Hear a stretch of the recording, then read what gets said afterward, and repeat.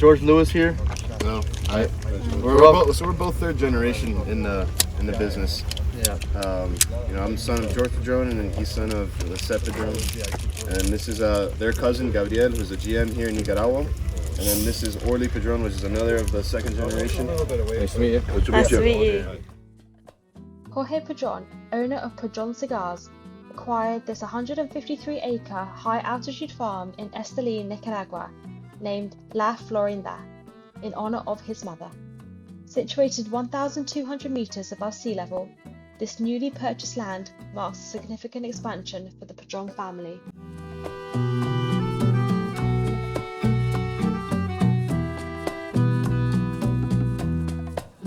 So the thing with this farm now is what we can do is now we could arrest other farms. So you remember last year we went to Villa Vieja? Yeah. We were growing on there. We've been growing on that farm for the last 5 years. Right. So now that farm is, it's just, we left it alone. We're not going to grow on this year, probably not next year, right, because we're going to make up with that farm with this. So, now we have the chance to, play around and, rest land and, decide where we want to grow. So, it's also a very good thing to do those type of things, because it, revitalizes the soil, because you can overuse, soil just because of, over harvesting and stuff like that. Yeah, so even though we got all this land, doesn't mean that we're gonna make more cigars, more or less. Yeah. I mean, little by, it's for us. It's always been a process of doing everything slow and doing it the right way. Yeah. So like I said, this farm here, we just got it, so we still have to kind of learn the quirks of it, So we're not planting all. There's 92 manzanas, so 150 acres. We're only planting about 110 acres this year, just to be able to get the feel of the farm, Even though it's one farm, since it's so spread out, there's soil that's different on every plot. So we're trying to, work with that and see, really, it's really just a new area for us. So we're trying to figure out all that. And also, like, with all this new land and more tobacco, you need to have, that starts here. You got to start with the land, and then you can start building, more barns, more places to fermentate. And as of right now, if we were to grow on all the land we have in Estelí, we would, we'd have tobacco on the roof, Yeah. We'd definitely not be able to fermentate all this tobacco. So, you got to do things slowly. This process of finding this farm has been, 5 years. I mean, we've been part of it for 3 years because, we graduated college 2020. But we put in like thousands of kilometers in Nicaragua, all over the place, and him too. Looking, every place that they grow tobacco here, we've been there. And then we finally, we found this one because, it has good water access, has electricity, and has the barns built on already, So there's a lot of things that need to be done. Like the first thing we did was this road, actually. You guys saw the road up here. That road is pretty much just like that. Yeah. And we needed, a good access point to get, from, point A to the end of the farm, which is way down that way. 3 years. So the tobacco you're growing now, when will you use that in a cigar? Probably like 3 years, 2 to 3 years. At least 2 years. Gabriel, a little bit more than that. El tabaco que estamos sembrando ahora, ¿cuándo va a usar? Nosotros vamos a usarlo en el tabaco. En el tabaco, mínimo 3 años. Yeah, minimum 3 years. After years of searching for suitable farmland in Estelí, Padrón secured the property, which was previously a cattle ranch, and began planting in December of 2023. The farm primarily grows Cuban seed filler tobacco, with plans to explore the possibility of cultivating wrapper tobacco. At present, 128 acres are under cultivation, while another of Padrón's farms, Villa Vieja, is being restored for the season. La Florinda is Padrón's largest single farm, equivalent in size to his 3 other farms in Estelí combined. While the impact of the farm's high altitude on the tobacco remains unknown, Padrón's optimistic about the venture. Enthusiasts will need to wait several years to experience the results as the tobacco undergoes fermentation and aging.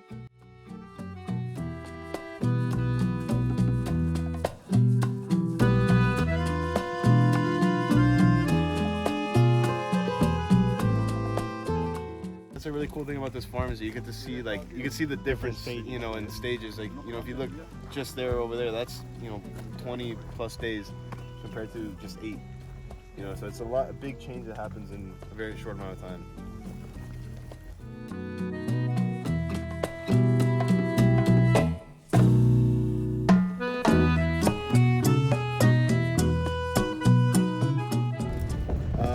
He came from Cuba in 1960 after Fidel took over power, and when he got to Miami, he had, you know, no money, nothing, you know, and he was you know, he was able to work, but he was getting monthly stipends from the government. He was getting monthly stipends from the government, and he felt like a leech. You know, he didn't want to be doing that. You know, he wanted to work. He wanted to do something with his hands. So the guy, you know, as a symbolic thing, gave him a hammer. So that's why you see, you know, the hammer on all of our, you know, all of our clothing and cigars and stuff like that. Because it is very symbolic to him, and he started doing moonlighting work.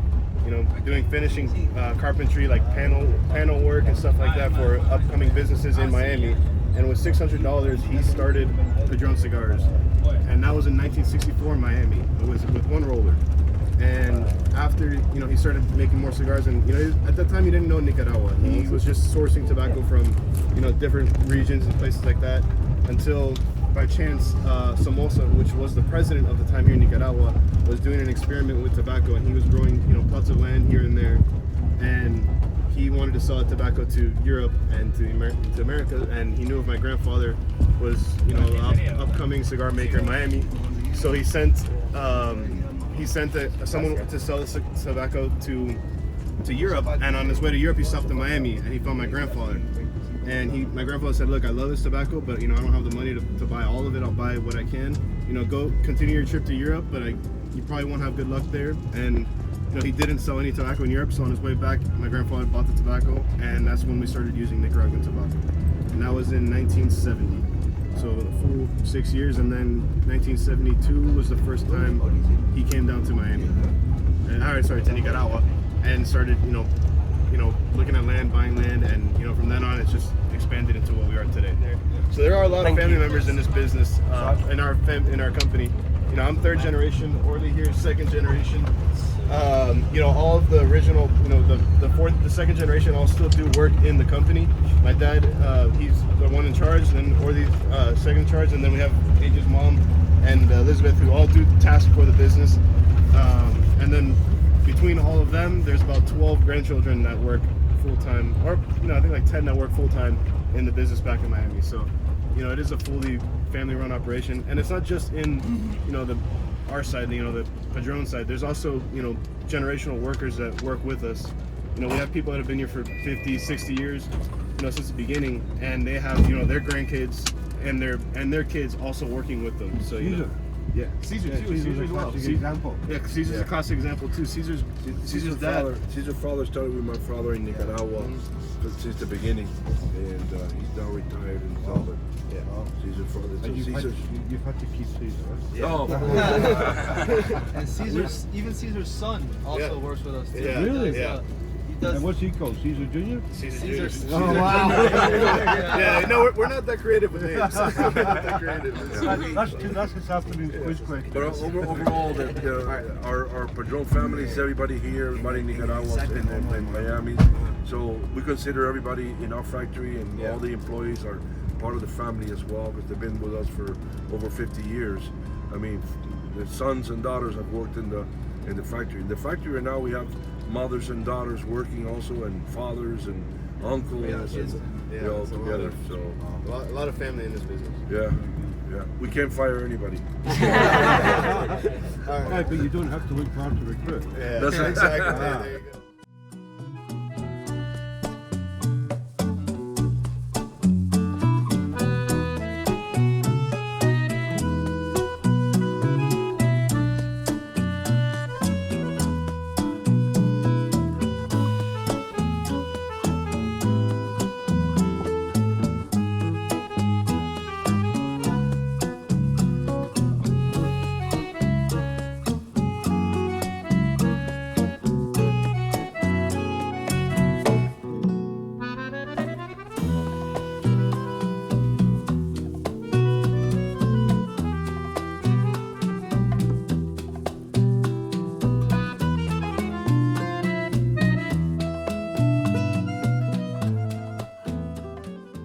Tobacco is already getting, you can kind of already see the bottom already beginning to, we call them cortes, so they've already taken corte uno y solo corte uno, ¿verdad? Sí. First priming. Yeah, the first priming. So the first priming has been taken off this, and we'll go into the barn and see how they dry it and do all that stuff.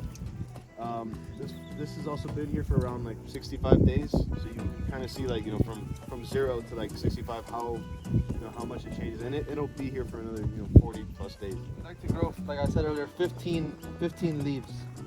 So they've already done that, and it's good. This is as many leaves it's gonna get. Just gonna grow up now. There's not gonna be more leaves. Just gonna grow up higher.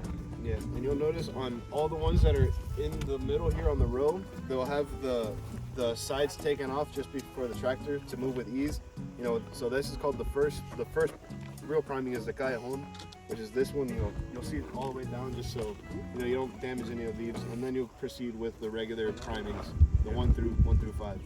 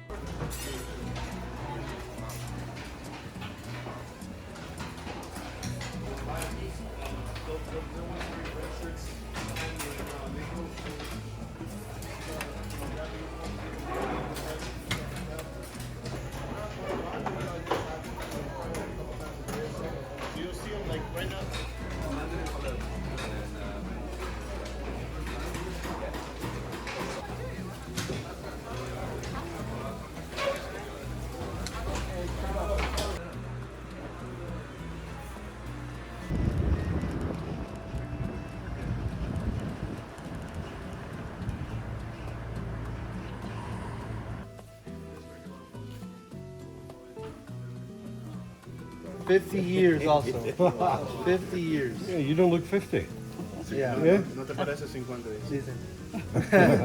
Yeah, so Tengo 70. 70 años. Yeah, so she's been here from the beginning. Since my grandfather started, she very fond of my grandfather. As you can see, she has a bunch of pictures of him there. She fought for him. She led a march down the road when we had to move the factory to Honduras during the time of revolution. Civil War. During the Civil War, and she was the one who organized everyone to go on the street and protest for him. Yeah. ¿Verdad? Porque lo sentimos muy bien que lo visite.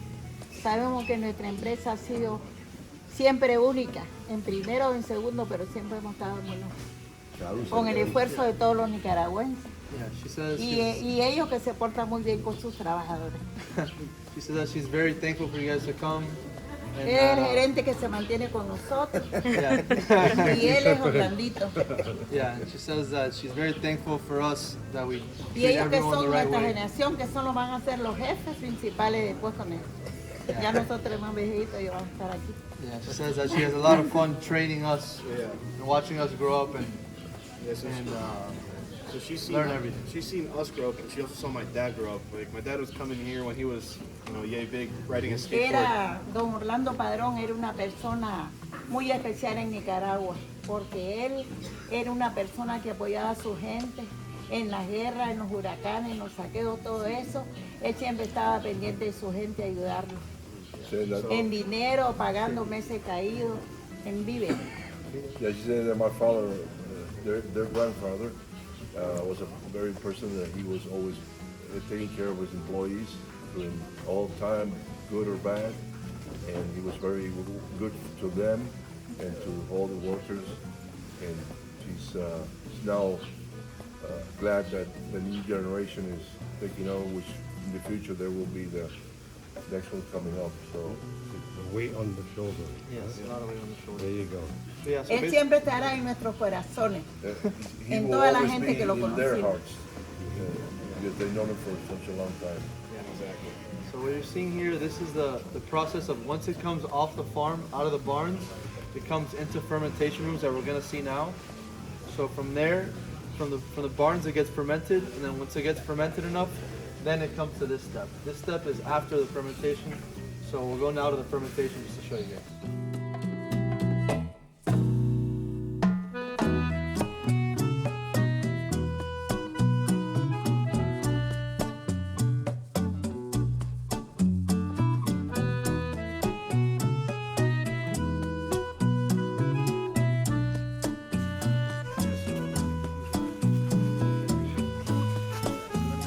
Before they turn it, they shake it like that to make sure that the leaves aren't touching each other. To get some oxygen in there so that because if they touch each other when they're wet, they'll stain. So ligero seco, it's all put into here, into this room to dry. To then be able to be put into a paca to take to the production room. So this here is the last step.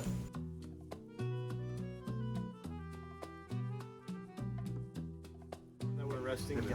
Yeah. It's got about 50 acres around there, and all those barns, like in the barns in the back, it goes just a little bit past that, and it goes out that way towards the mountain.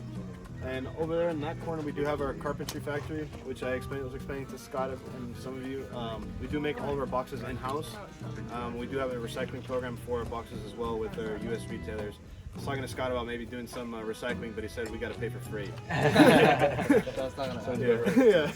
So this farm here is the first farm that's not in the city. So everything on this side is all the city, and this is the first plot of land. And going this way is all farmland, all the way this way. This was a farm that we bought 20 years ago. And it's one of the most famous farms here in Estelí. It's called Villa Vieja.